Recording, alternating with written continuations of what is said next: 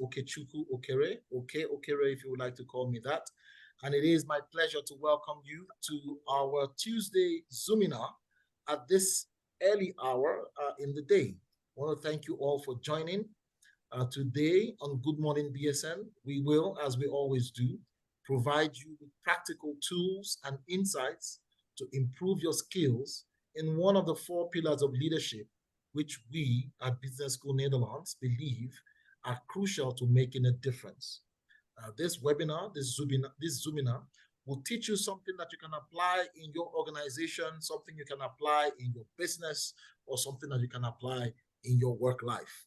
And today's session will end exactly 53 minutes after 8 o'clock Central European time, so that you can have some time and a short break before your working day starts.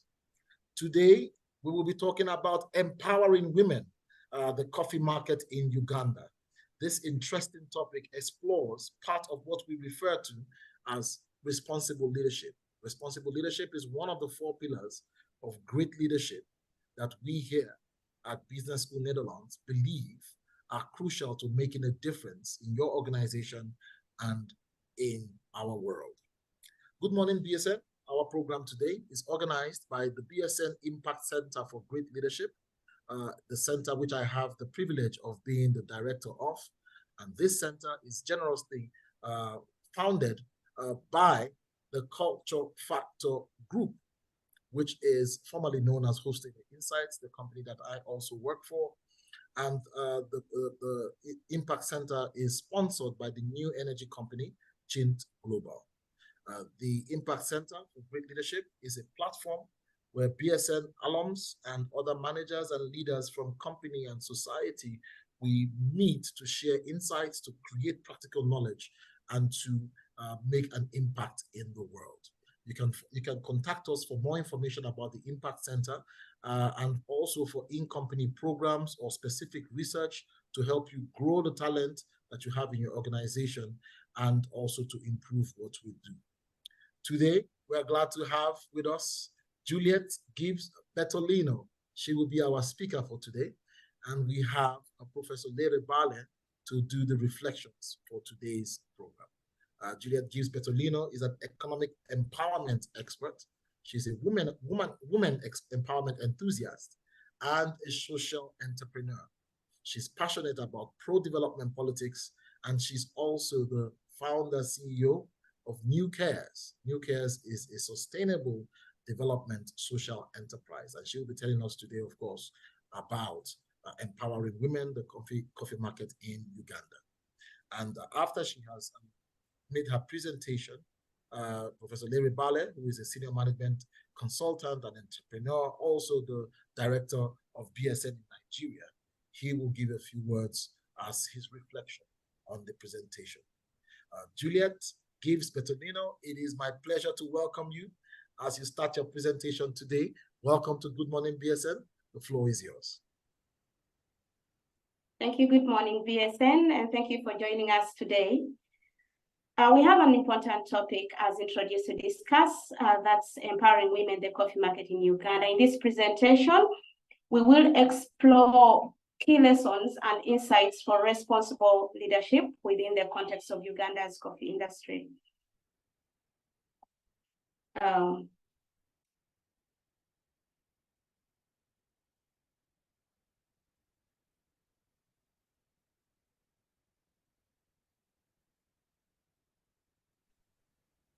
Next slide.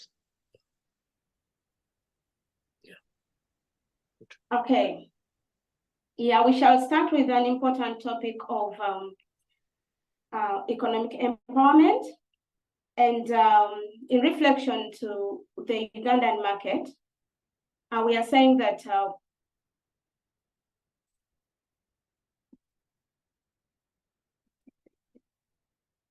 the statistics show that over 70% of Uganda's coffee farmers are women. And women's role, it's a backbone of Uganda's coffee industry. And so women are not merely, coffee growers, they are economic drivers in in Uganda. And so our key insight here is to focus on women's role as a backbone of Uganda's coffee industry. The best practice that we should draw from here is inclusive business models to ensure inclusivity, not mere involvement. Women should not just be involved, but like in every aspect of the business design models, there should be an aspect of inclusiveness, like making sure women are included at every step in the value chain. And the next that we look at is the social empowerment. Social empowerment, you realize that we have so many stories about women in Uganda who have transformed their communities, who have transformed their families, who have impacted greatly on their families, helping educate the children, contributing to the family well-being in different aspects, and by engagement in community groups where they find their support and where they network with other women. There is development, like they support they support each other in the development process. And this can be as a key tool for responsible leadership. Thank you. Next. Yeah, so the next that we look at is the aspect of gender equality. And New Cares, which is the organization that I founded, which is actually the Alliance for Women in Coffee. You realize that when we look at the picture on the side, for example, you see we shall have women actually really working. This is a picture representing a group of women just working so hard. Like in the previous slide, we presented 70% of the women being actually in the farms doing, cutting across the value chain, especially at the production level.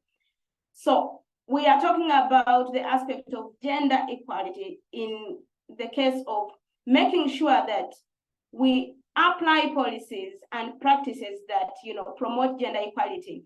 I will tell you that practically on ground, from what I discovered, even because New Care started with a setup of mobilizing women in farmer groups, associations, and having them save money.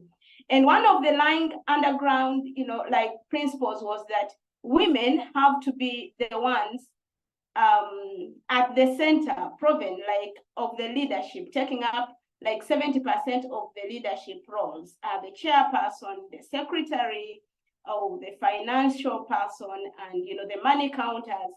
But then in the groups where we introduced a few men to be participants, they completely would take up the roles of the women, and the women will begin to feel like, oh, we are not able to.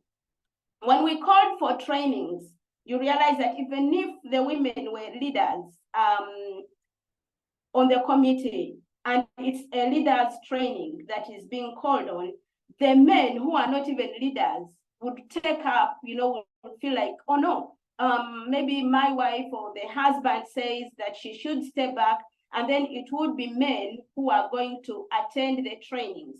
So there has to be, the key insight here is that there has to be balancing of gender. So in the policies and practices, at every stage, we should be conscious about promoting gender equality.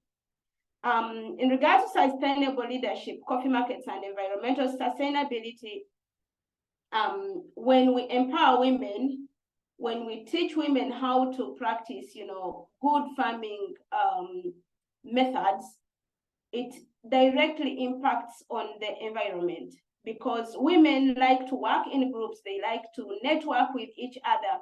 And when one woman learns something, that in the village, she is going to transfer that knowledge to other women. So in sustainable leadership, if we want, real impact in communities, it's been proven that women should be women shouldn't be left behind. And so responsible leaders should value, the impact on the planet. And that's why in the practices in, empowering women, one of the key components is about teaching them to practice, good agricultural practices that are sustainable, that are mindful about, the future of the planet. Next slide. So here we focus on the management tools. We have a quote there from the Food Agriculture Organization, and where they say, if women had the same access to those resources as men, they would produce 20 to 30% more food on their land. And here we are talking about four tools. And the first tool is let's at every point try to provide women with access to resources. And when we talk about resources, we are talking about training, we are talking about finances, we are talking about inputs, and we are talking about opportunities as well, for them to participate. Let's create leadership opportunities for women at, if it's in the cooperatives, let's make sure that we are deliberate about women taking up leadership roles. It gives them, the courage, it gives them strength, and eventually it makes them, have that confidence in taking up leadership, roles in their communities where they come from, whether at political or even in, different other programs. Let's link women to markets and fairly pay them too, because it's proven that one of the major challenges is that most of the women are growing coffee, yes, but then we have middlemen that simply have to come and purchase this, coffee right in the garden, just as it's being, harvested. So they are paid, like peanuts, for the hard labor that they have, put in. Number 4 is talking about partnerships that contribute to global progress. And like we have on our Sustainable Development Goals 17, partnerships are very important. When we take on partnerships, when we involve women, when we develop partnerships that empower women, you realize that the different stakeholders that come on board play different roles. Like we reflect back on number 1, where we are having access to resources. If it's about training or capacity building, we may have partnerships that are focused on capacity building. If we talk about access to finances, then we can have partnerships that are more focused on financial access. If it's about inputs, access to quality inputs, then we shall have partnerships that contribute, to aspects of, that.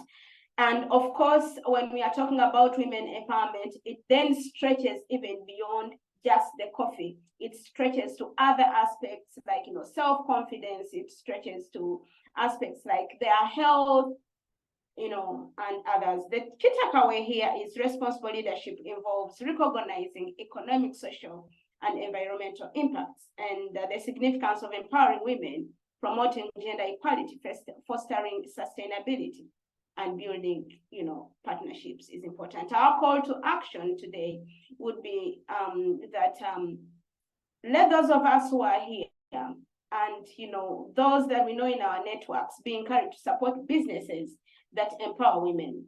Let's donate to organizations that empower women. Let's volunteer our time to help in empowering women. I think basically that's what's there for today. Thank you very much.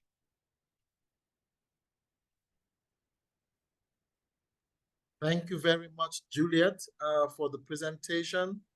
So nice to hear about this amazing work towards ensuring that women are empowered in Uganda. Before we open up the floor for questions, we would like to take some reflection from Professor Larry Bale. And after that, we would allow you to have your questions. In the meantime, if you want to type your questions in the chat box, please feel free to type your questions to Juliet, or comments. You can type them in the chat box while we have the reflections from Professor Larry Bale. LB, over to you. LB, you're muted. You're muted, LB. You're muted. Thank you very much, okay? Very much thanks to Juliet, who has spoken about advancing for empowering women in the coffee market.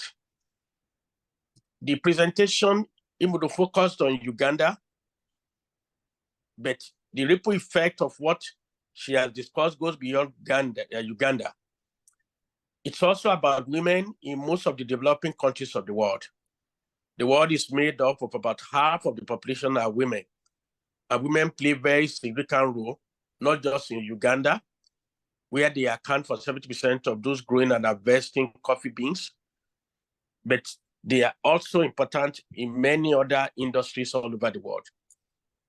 But despite the integral contribution of women, women often face numerous challenges and inequalities within their various sectors. And if we are to address these barriers and empower women in the coffee market, it will help us in achieving gender equality, but also it will help us in advancing sustainable developmental goals, particularly goal number 5, SDG 5 of the United Nations. So what are the things that today's speaker is calling for? Number 1, equal access to resources.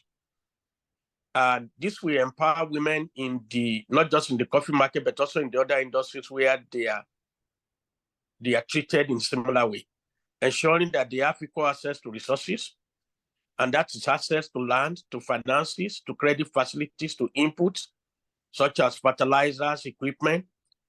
And by providing these women with equitable access to these resources, they can enhance their productivity, income, contribute to poverty reduction in their communities, and promote women's ownership and control over land and resources in order to foster economic independence and empowerment.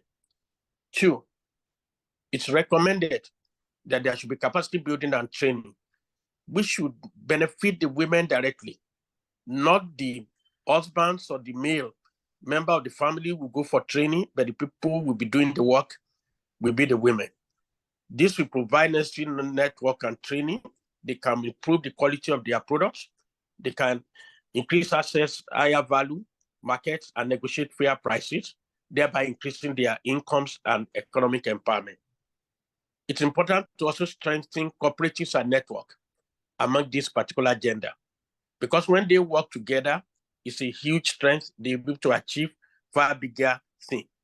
We need to promote gender equality in coffee value chains, and that implies that we have to find ways to promote fair labor practices, eliminating gender-based discrimination and ensuring equal pay for equal work, and providing safe working environment. This will not only affect developing countries, but will also have effect on even developed countries.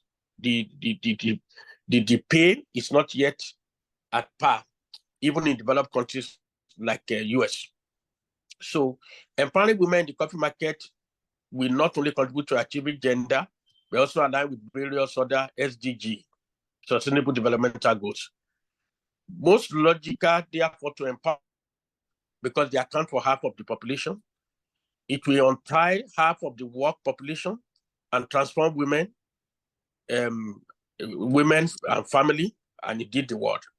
What is the call to action in summary? The call to action, number 1, is to promote gender equality as we pursue UN SDG 5, which is gender equality. We need to promote inclusivity. We need to promote responsible leadership. We need to promote earnings by women for fair pay. We need to promote equity, sustainability, governance for responsible leadership. We need to find a way to promote identification, release, and maximize women's potential for a far better world. We need to balance socioeconomic and environmental sustainability in our places of work.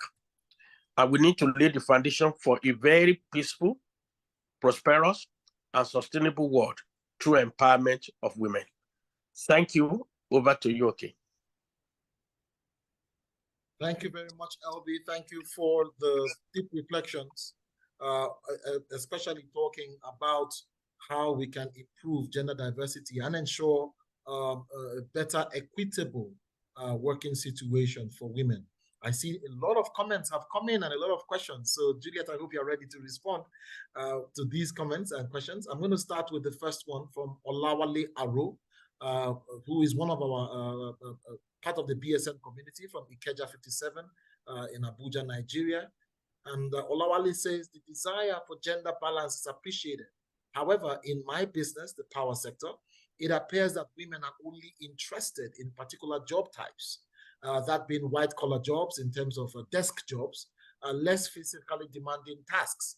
Recently, we created positions only for women in key areas of field operations, but female applicants showed less interest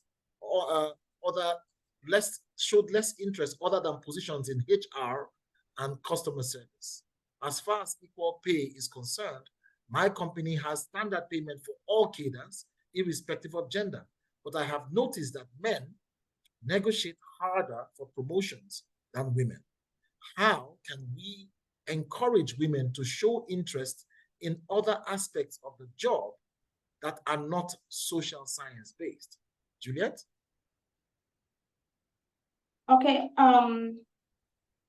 Thank you very much.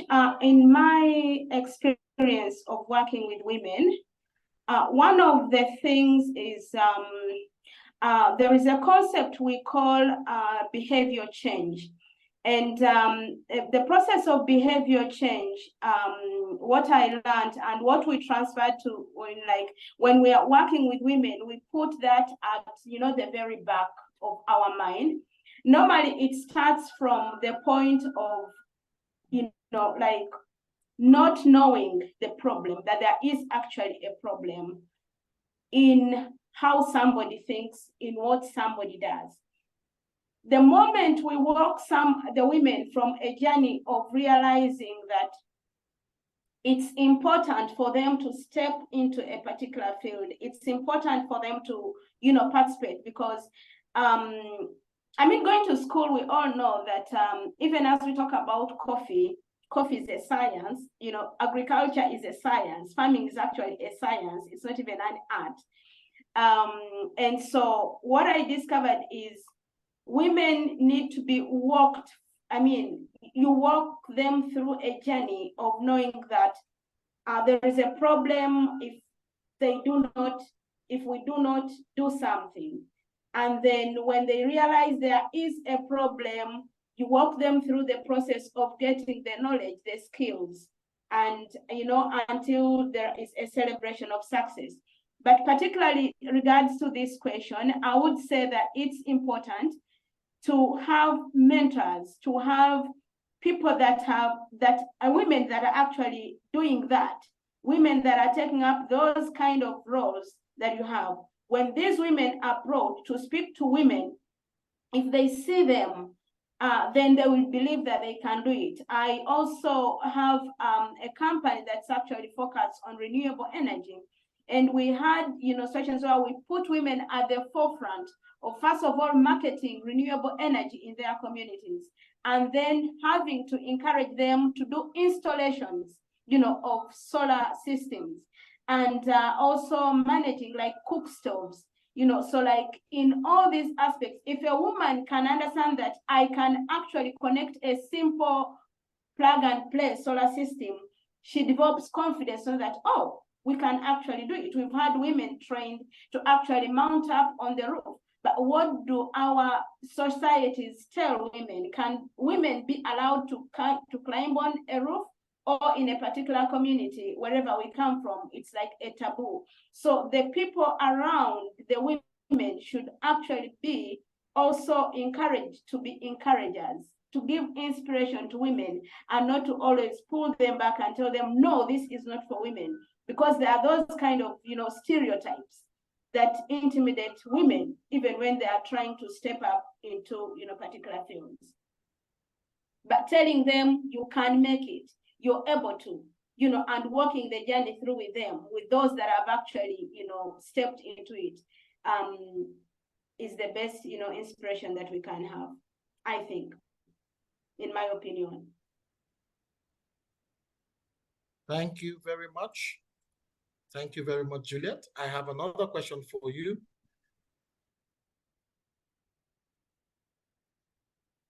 Being trained in skills of negotiation and taking up leadership roles? Yeah, so like I mentioned, New Cares, which is the company I founded, actually was birthed from a charity, which is New Foundation, focused on empowering women. We started by mobilizing women in groups.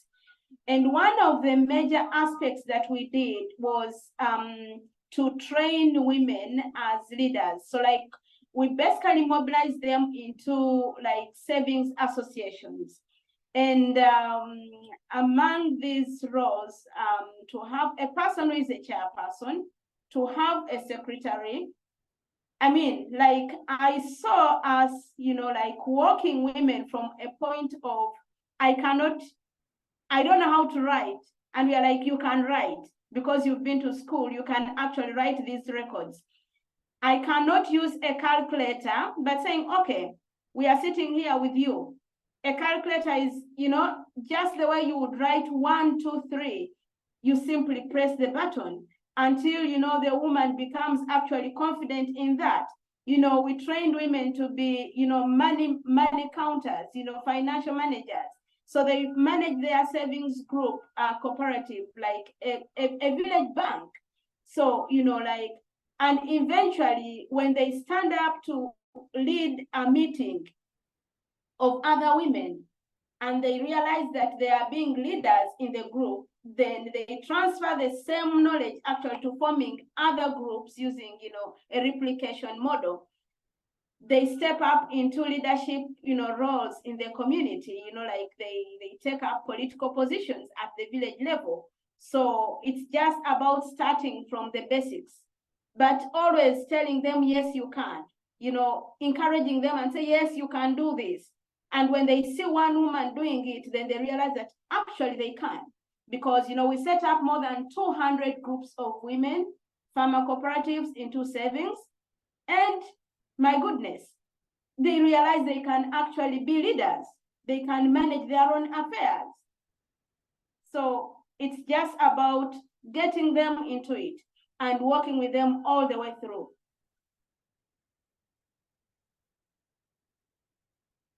Thank you. Thank you. I see another comment from Olasumbo Adeleke. Olasumbo says, thanks for the presentation. We are also facing the same challenges in the share sector in Nigeria, access to markets and affordable finance. Thank you for your comment, Olasumbo. Mohammed Abdul Karib says, Mohammed Abdul Karib, Mohammed Ahmed from Yemen says, as a local organization in Yemen, how can we cooperate with BSN or any other interested organization in climate change and women empowerment? I guess, Mohammed, BSN will be happy to interact with you through the Impact Center. If you can contact us in the Impact Center. And of course, we would put the email for you to send the information and we can contact you. But you can also contact Juliet's organization to know how you can get involved with them. All you have to do is just look up New Cares online, and you can contact them to see how you can partner with them. Anjane Buwanka says, it will be interesting to learn more about the key challenges Juliet has to face as she continues her good work to empower women coffee workers. So Juliet, key challenges you face, if you could just share some of them. Okay, thank you very much. the journey of, just like it is for the journey in fighting poverty, the journey of women empowerment is the kind that requires, commitment. It requires persistence, because you are dealing many times with, women that are illiterate, they haven't been to school, but at the same time, they have so much on their shoulders to take care of their families and, fend, do many things as you try to empower them into, taking up leadership positions and, roles. But like, it requires patience and persistence. On the aspect of linkages to resources, it is still, like a journey, a long path, a long journey to walk, because normally there will be, as you're thinking about linking them to, for example, financial resources, you realize that there is also a need to actually empower them on how to use those resources well. So it's not about bringing on board one aspect, what the resources on board, but also walking through a journey of ensuring that they know how to best manage those resources that come to them.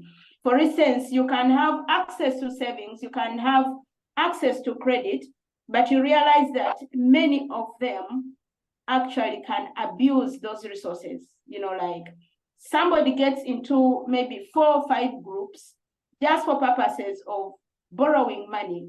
They get over indebted, they fail to invest right, and then it turns out as if the financial service provider is the problem, when in actual sense, it is, it gets back to them who don't know how to use this. So it's like, it's not one way. It's not one thing. Like anytime you introduce a new aspect, it calls for, there's another challenge, like, yeah, that comes up. Thank you. Thank you, Juliet. A few more comments we have from Olayinka Aino. We can strategically resolve these challenges through cultural adjustment and religious settings.